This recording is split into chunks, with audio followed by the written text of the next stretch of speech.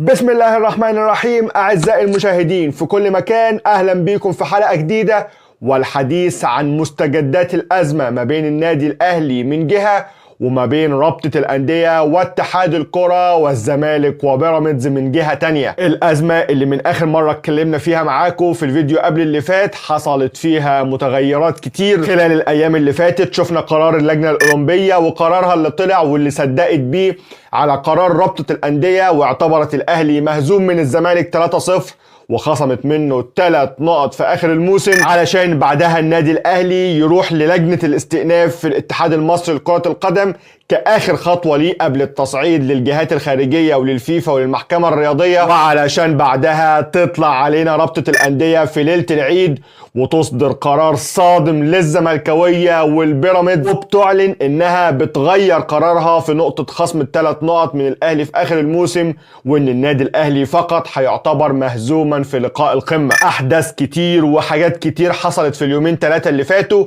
ولكن هدفي الأول من الحلقة دي ان انا ارد رد قاسي حبتين على بعض الزملكاوية، سواء من الجماهير اللي عندهم نظرية المؤامرة، او سواء من بعض الرموز اللي محسوبة على نادي الزمالك، او سواء كمان من بعض الناس اللي موجودة حاليا داخل مطبخ نادي الزمالك واللي بيطلعوا شوية كلام من بقهم كده ما يفقهوش عنه اي شيء. حلقة ان شاء الله هتبقى قوية. وفي البداية كده، لو انت زملكاوي وما بتشغلش دماغك شوية ومؤمن بنظرية المؤامرة والكلام الفارغ ده، فانصحك ان انت لو مش هتستحمل الكلام اقفل الفيديو واخرج بره، علشان صدقني هتزعل. اما بقى لو انت زملكاوي قاري المشهد صح وبتفهم الكلام العقلاني، فيشرفني وجودك معانا ويشرفني ان انت تسمع الرسالة اللي انا حابب اوصلها. في البداية كده، كل سنة وانتم طيبين بمناسبة العيد، ربنا يعيده علينا وعليكم بالخير واليمن والبركات. ما تنسوش في البداية تنزلوا تعملوا سبسكرايب للقناة وتفعلوا زرار الجرس علشان تجيلكم تنبيهات بكل حلقاتنا اول باول، وعايزينكم برضو تكونوا داعمين لينا للوصول لأول حلم لينا على القناة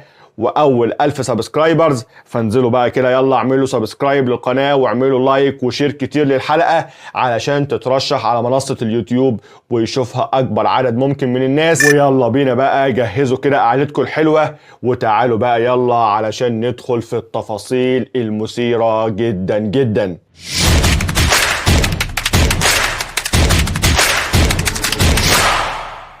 طيب صلي بينا على النبي كده عليه افضل الصلاه والسلام، وتعالى بسرعه كده نشوف الاحداث اللي حصلت من ساعه اخر مره كنا فيها مع بعض واتكلمنا عن الازمه اللي حصلت بعد مباراه القمه. خليني اقول لك في البدايه ان انا كل يوم بيعدي في هذه الازمه يعني الحمد لله بدعي ربنا ان انا كنت من الناس اللي كانت مؤيده وما زلت مؤيد لموقف مجلس اداره النادي الاهلي وموقف كابتن محمود الخطيب. انا من ناحيه زعلان ان احنا ما نزلناش نلعب، ولكن من اول موقف ومن اول دقيقه في الموقف قلت لك ان انا مع موقف النادي الاهلي قلبا وقالبا، طالما احنا بنحتفظ بحقوقنا وطالما ان احنا هنقدر ان احنا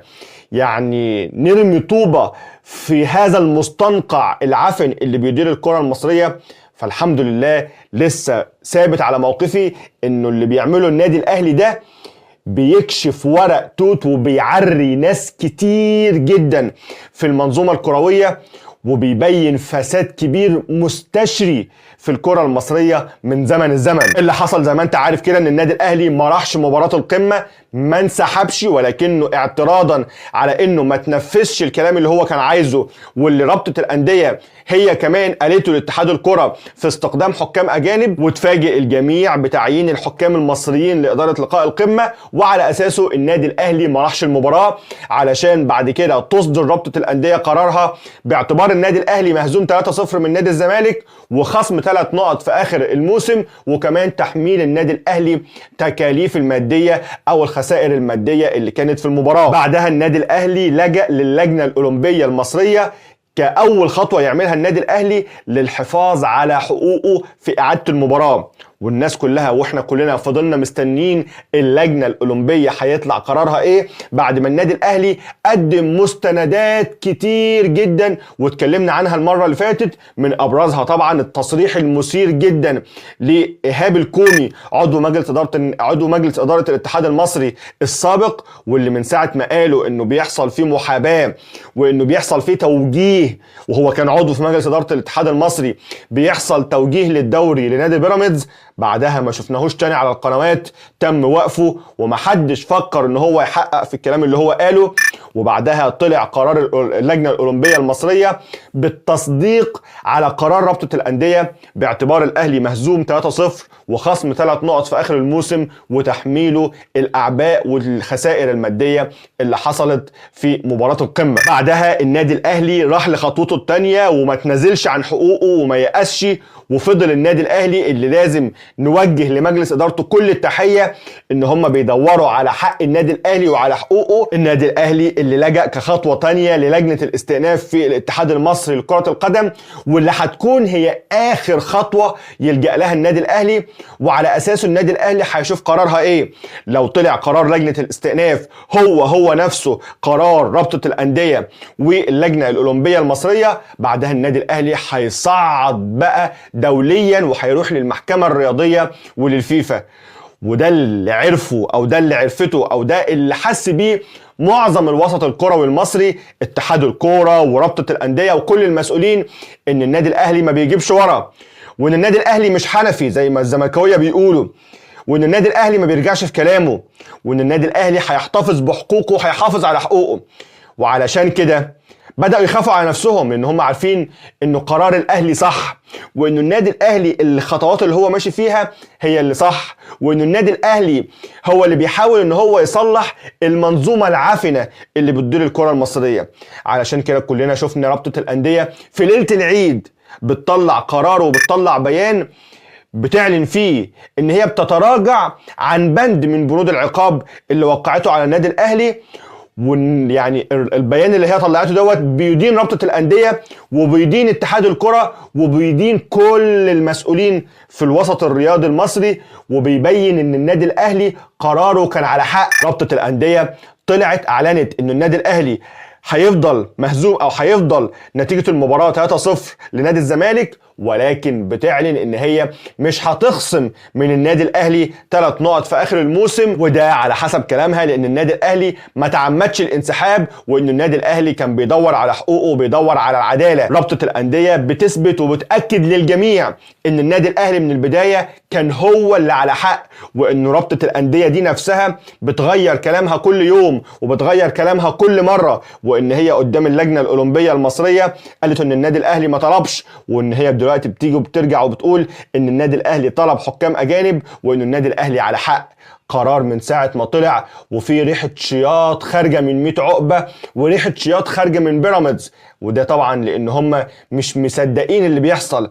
وخليني بقى هنا بقى شوية اتكلم عن بعض الرموز في نادي الزمالك وبعض الناس اللي يعني معذرة في اللفظ اللي انا هقوله ما عندهاش دم بجد، بتكيل بمكيالين وصدعونا سنين كتير جدا، وخصوصا الزملكاويه. وانا هنا ما بقصدش ان انا اقلل من الجماهير الزملكاويه، ليهم كل الاحترام، المحترمين منهم طبعا. ويعني زي ما قلت قبل كده كتير، الجماهير في منها الطالح وفي منها الحلو، في منها اللي بيفكر وفي منها اللي ما بيفكرش، في منها العاقل اللي ما بياخدش كل الامور من يعني من مشهد واحد او من رؤية واحدة وبيفكر في الكلام، وفي منها اللي بينساق ورا اي كلام.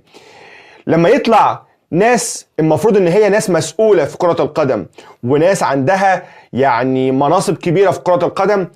بعد ما الرابطة في المرة الأولانية طلعت بيانها وطلعت قراراتها على النادي الأهلي بخصم 3 نقط في آخر الموسم وباعتبار الأهلي مهزوم في لقاء القمة، شفنا الناس دي طلعت بتهلل وبتكبر وبتقول الله عليك يا دولة القانون والله على مصر، وإنه هي دي العدالة وإنه لازم القانون يتطبق. مدحت العدل وأخوه جمال العدل وأحمد حسام ميدو وناس كتير طلعت تشيد بالقرار. ولكن لما طلعت رابطة الأندية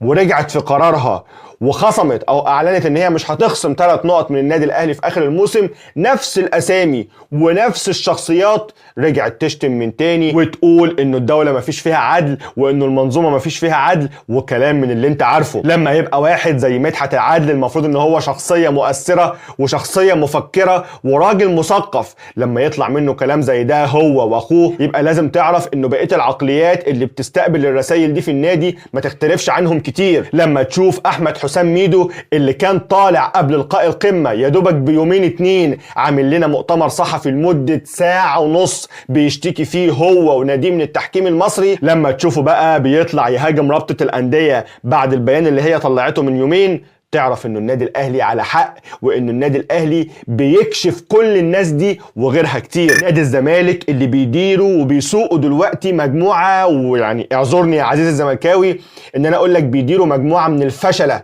مجموعه ما يعرفوش تاريخ نادي الزمالك وبيقودوا الزمالك للهويه اكتر واكتر. نادي الزمالك اللي صدعنا كتير هو ومعظم المنتسبين ليه ومعظم لاعيبته ومعظم جماهيره صدعونا بالتحكيم المصري، وانه التحكيم المصري بيجامل النادي الاهلي، وانه التحكيم المصري بيضيع على الزمالك بطولات كتير. وهوب لما يجي النادي الاهلي يعلن ان هو مش هيلعب مباراة القمة الا بحكام اجانب، مين كان اول واحد المفروض يساند النادي الاهلي في قرار زي ده ويقف جنب بجنب مع النادي الاهلي؟ هو نادي الزمالك. ولكن الزمالك علشان عارف انه لو جاله تحكيم اجنبي مش هياخد اللي هو عايزه، وانه التحكيم المصري هو اللي بيقف جنب نادي الزمالك على مر التاريخ. عشان كده شفنا الموقف المخزي لنادي الزمالك، والصوره اللي انت شايفها دي اللي هم فرحانين بيها قوي، المفروض وبيشيروها على بيدجاتهم، المفروض ان الصوره دي تبقى وصمه عار في جبينهم. لان الصوره دي لما يجي حد يحطها لك قول له النادي الاهلي ما راحش الملعب اللي انت فرحان بيه ده، والصوره اللي انت فرحان بيها دي النادي الاهلي ما راحش الملعب علشان كان عايز حكام اجانب مش حكام مصريين اللي انت بنفسك كنت مصدعنا بان هم بيجاملوا النادي الاهلي وان النادي الاهلي بيتجامل من التحكيم المصري. ده نادي الزمالك، نادي الزمالك اللي للاسف تحول من نادي قطب من اقطاب الكره المصريه والقطب الثاني من الكره المصريه تحول لنادي هاوي. واعذرني يا عزيز الزملكاوي من تاني، تحول لنادي هاوي، نادي بيقوده بعض الاشخاص الفشله، نادي كل هدفه في الحياه ان هو يشوف مين النادي اللي واقف قدام النادي الاهلي ويروح يسنده. نادي الزمالك الاسم الكبير في عالم كرة القدم المصرية، اللي عنده بطولات دوري كتير، اللي عنده 5 دوري ابطال افريقيا، بسبب انه بيحكموا او بيديروا بعض الاشخاص الفاشلين تحول لنادي كل هدفه في الحياة انه يبقى عامل مساعد للاندية التانية اللي واقفة قدام الاهلي. اسماعيلي ماشي، بيراميدز ماشي، واي حد واي نادي هيجي يقف قدام النادي الاهلي هتلاقي الزمالك جنبه، لانه الزمالك يعني بيبقى في قمة سعادته وهو ده هدفه في الحياة. طالما انا مش عارف اكسب وطالما انا فاشل اداريا وفاشل في كل حاجه، يبقى هدفي في الحياه ان انا ابوظ الاهلي وابوظ عليهم وابوظ شكلهم وابوظ كل حاجه قدامهم. ده هو نادي الزمالك. ولازم يا عزيزي الزملكاوي لو انت عندك بربع جنيه تفكير وبتفكر صح لازم تعترف ان ناديك وصل للدرجه دي، وان الناس اللي ماسكينه وصلوا النادي للدرجه دي، للدرجه القليله دي. نادي الزمالك اللي ما بقاش عارف يوصل لدوري ابطال افريقيا، نادي الزمالك اللي بقى كل هدفه في الحياة ان هو يكسب كونفدرالية. نادي الزمالك وصل للمستوى ده عشان الناس اللي ماسكينه اللي هي نفسها نفس الاشخاص اللي بيجوا يضحكوا عليك كل مرة وبيضحكوا عليك بكلامهم كل مرة وانت بتصدقهم يا عزيزي الزملكاوي كل مرة، وفي الاخر بيثبتوا ان هم مخادعين وكل مرة بيخدعوك وانت بتطلع في الاخر خسران انت وناديك. وفي الاخر تلاقي الزملكاويه منزلين هاشتاج على كل مواقع التواصل انا البلد يا رفاعي، بيرموا يعني تريقه على النادي الاهلي ان النادي الاهلي بيقول الجمله دي، وبالتريقه على النادي الاهلي بجمله انا البلد يا رفاعي. ما طبيعي انا البلد يا رفاعي، ايوه النادي الاهلي انا البلد يا رفاعي، ايوه انا البلد يا رفاعي علشان انا اكبر حزب في مصر كلها، انا البلد يا رفاعي علشان انا اللي رافع اسم بلدي ومشرف اسم مصر في المحافل العالمية والدولية، أنا البلد يا رفاعي علشان أنا اللي بأثر على مزاج الشعب، لو كسبت هيناموا مبسوطين ولو خسرت هيناموا متنكدين، أنا البلد يا رفاعي اللي دايس على قارتك تما ومحقق دوري الأبطال في آخر 5 سنين 4 مرات، وفي المرة ال5 كنت برضو موجود فيها في النهائي، أنا البلد يا رفاعي علشان أنا كبير وملك قارتك ومحقق لقب دوري الأبطال فيها 12 مرة في البطولة البطولة اللي انت مش عارف اصلا تتأهل ليها، وفي البطولة اللي انت محقق اخر لقب ليك فيها من اكتر من 20 سنة. انا البلد يا رفاعي اللي بروح كل سنة كاس العالم للأندية مع كبار أندية العالم وراسي سوا بسوا معاهم. انا البلد يا رفاعي واللي على الرغم من تمثيل المشرف لبلدي لسه بتحارب من الزملكاوية اللي موجودين في المناصب جوه البلد واللي بيحاولوا يعطلوني ويوقعوني. انا البلد يا رفاعي واللي على الرغم من كل المعوقات اللي بتتحط قدامي جوه بلدي لسه انا كبير الكرة في بلدي ولسه انا فارق عن الكل. انا البلد يا رفاعي اللي اتحاد الكرة بتاعك خبى الخطاب بتاعي في الدرج عنده ورحت لعبت نهائي دوري الابطال من مباراة واحدة هناك في المغرب وخسرت دوري الابطال، وفي الاخر انت بتقول عليا ان انا نادي الدولة. انا البلد يا رفاعي اللي ما عنديش نظرية مؤامرة افضل اشغل الناس بيها كل دقيقتين علشان اغطي على فشل الاداري والرياضي. انا البلد يا رفاعي اللي ما عنديش اشخاص منتسبين ليا يجوا كل فترة يلبسوني العمة ويتسمسروا على قفايا ويضحكوا عليا بكلمتين زي البيه العالمي اللي بيبيع لي الوهم.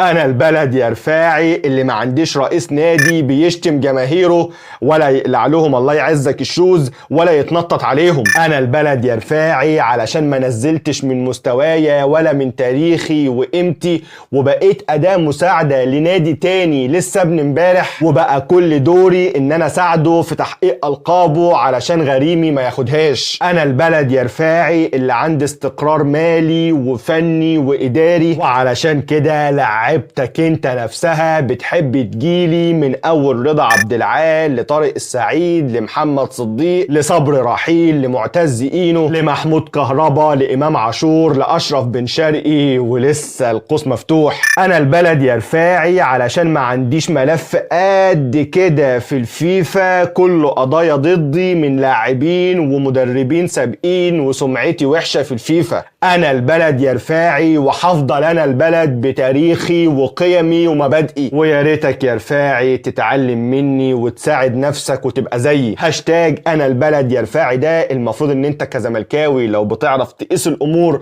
وتفكر في الامور بطريقة صحيحة المفروض ان انت ما تفكرش انه الهاشتاج ده يبقى ضدنا، المفروض ان انت تعتبر ان الهاشتاج ده ضدك انت بسبب ادارة ناديك ومستوى ناديك ومستوى الاشخاص اللي ماسكين ناديك. النادي الاهلي بتصرفه وادارة النادي الاهلي بتصرفها في القضية دي بتوقع ورق توت كتير جدا عن ناس كتير جدا موجودين واولهم نادي الزمالك كله وكل المنتسبين ليه، وانه القضية اللي كانوا مصدعيننا بيها طول السنين اللي فاتت ديت انه التحكيم المصري بيساند الاهلي وان هم مش عايزين التحكيم المصري وان هم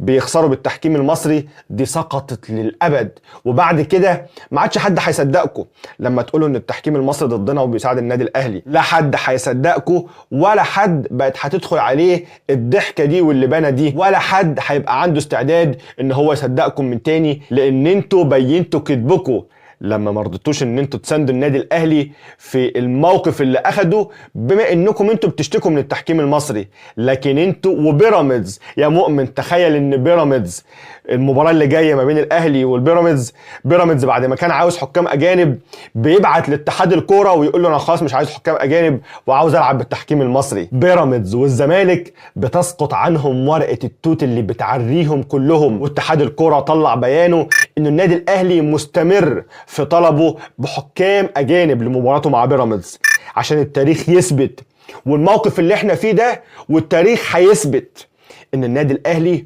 هو اشرف وانظف مؤسسة كروية موجودة في مصر كلها، وان النادي الاهلي هو النادي والمؤسسة اللي بتدار بكل احترافية، وان النادي الاهلي واحنا كاهلاويه الحمد لله ما عندناش بطحة على راسنا عشان نحسس عليها وما عندناش حاجة نخاف منها، وان احنا كنادي اهلي الحمد لله لا بنقول التحكيم المصري بيساعدنا ولا بنقول ان احنا مش عايزين حكام مصريين فقط لاي غرض تاني. احنا لما بنقول كده بنقول كده لان احنا عارفين مستوى التحكيم المصري ولو انت بتقول عننا ان احنا التحكيم المصري بيساعدنا، احنا اللي الموقف ده بيثبت ان احنا اول ناس بتطالب ان التحكيم المصري ما يبقاش موجود في مبارياتنا المهمه، وان احنا عايزين حكام اجانب. الدور والباقي على اللي كانوا مصدعيننا طول السنين اللي فاتت وطول الايام اللي فاتت بحكايه ان التحكيم المصري ضدهم وبيظلمهم وبيضيع منهم القاب، وفي اول اختبار حقيقي كله رجع لورا وكله جاب خطوات لورا، والصداع اللي كنا شايفينه هينتهي للابد. بعد كده انتوا اللي وضعتوا نفسكم في موقف مخزي ويعني موقف لا تحسدوا عليه، وهنشوف إدارة نادي الزمالك وجماهير نادي الزمالك اللي بتنساق وراء إدارتها وكل المنتسبين لنادي الزمالك اللي موجودين في الصورة هيتصرفوا ازاي. أخيرا يعني طبعا كلنا سامعين الأخبار المتداولة عن صفقة أحمد السيد زيزو المحتملة للنادي الأهلي. طبعا لغاية دلوقتي لسه ما فيش أي حاجة مؤكدة، ولسه لغاية دلوقتي زيزو نفسه ما وقعش للنادي الأهلي، ولكن إن شاء الله وبقى عند بعند ان شاء الله زيزو يبقى موجود في النادي الاهلي، وان شاء الله زيزو يضيف كتير للنادي الاهلي. ويعني كابتن الخطيب بقى ايه،